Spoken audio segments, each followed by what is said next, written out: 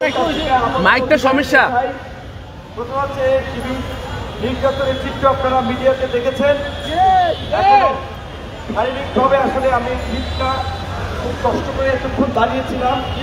আমার পরিবারের মধ্যে বলেছে আমাকে ইনজেকশন দিয়েছে, কি করেছে আমরাও এটা জানি না। আগে স্বাস্থ্য পরীক্ষা দরকার। আর আপনারা যারা কষ্ট করে সেই কেরানীগঞ্জ থেকে তারা রাজপথে গাড়ির পেছনে এখানে সেখানে উঁকি দিয়ে এই যে ভালোবাসা দেখিয়েছেন, এইটাই রাজনীতির পাওয়া। এই ভালোবাসার জন্য আমরা বন্দুকের নলের মুখেও আপোষ করি নাই, ভয় দেখালেও আমরা মিথ্যা বলি নাই। আবু হানিফ আমাদের গণমাধ্যম সমন্বয়ক, তিনি আপনারা জানেন আমার ওয়াইফকে সংবাদ সম্মেলনের ব্যবস্থা করায় তাকে তুলে নিয়ে কি নির্যাতন করা হয়েছে। আমার ছোট ভাই সহ ছাত্র অধিকার পরিষদের অর্ণব, কোতোয়ালি থানার ওসি নাজমুল, তাদেরকে মিথ্যা মামলা দিয়েছে, থানায়ও তাদেরকে নির্যাতন করেছে। ডিবি কার্যালয়ে হাতের হোটেলের হারুন, এডিসিয়ান শাহিন শাহ, যুগ্ম কমিশনার ছিল খন্দকার নুরুন নবী, এরা আমাদেরকে, আমাকে না বিএনপি সহ শীর্ষ নেতৃবৃন্দকে আমি বারবার বলেছি শুনিয়ে নির্যাতন করেছে। কাজী সামরিক বাহিনীর ডিজিএফ এর কাছে আমাদের আবেদন থাকবে, প্রশাসনের মধ্যে এই হারুন, এই নুরুন নবী, এরকম দুর্বৃত্ত যারা আছে তাদেরকে চিহ্নিত করে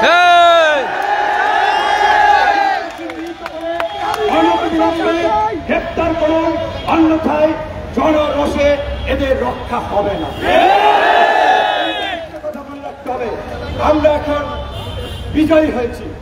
বিজয়ী গোষ্ঠী হিসেবে, সম্প্রদায় হিসেবে এই দেশকে, এই দেশের মানুষকে রক্ষা করা, নিরাপত্তা দেওয়া, সমাজের শান্তি শৃঙ্খলা প্রতিষ্ঠা করা আমাদের দায়িত্ব।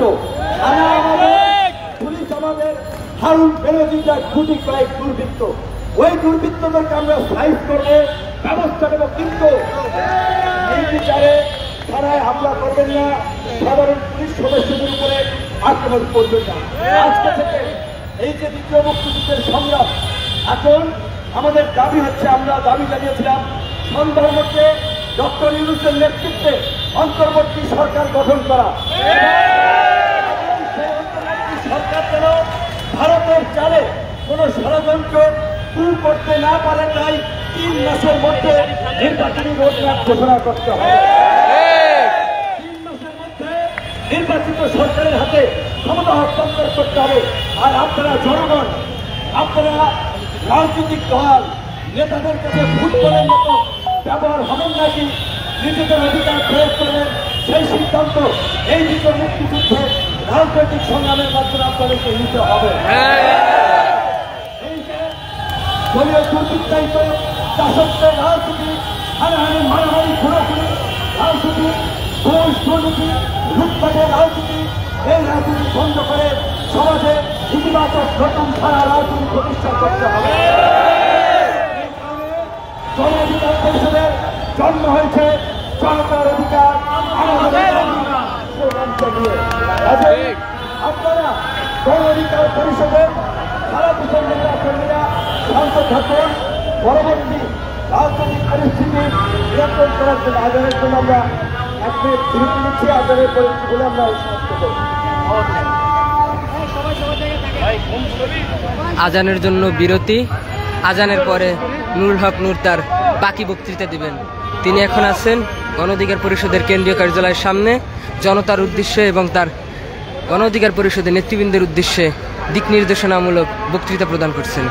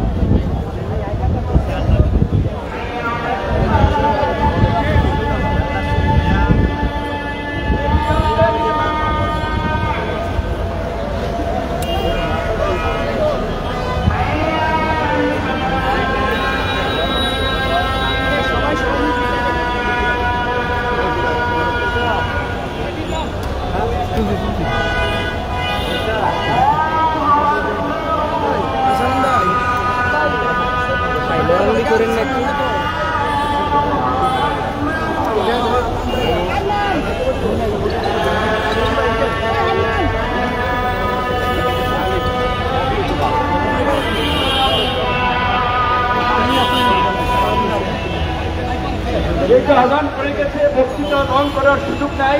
একটা কথা পরিষ্কারভাবে আমরা বলতে চাই, গতকালকে বঙ্গভবনে এই ফ্যাসিবাদের হালুয়া রুটি খাওয়া জাতীয় পার্টিকে দেখেছি। এই ফ্যাসিবাদের দোষর এবং ফ্যাসিস্টদের সহযোগীদের কোনো ক্ষমা নাই।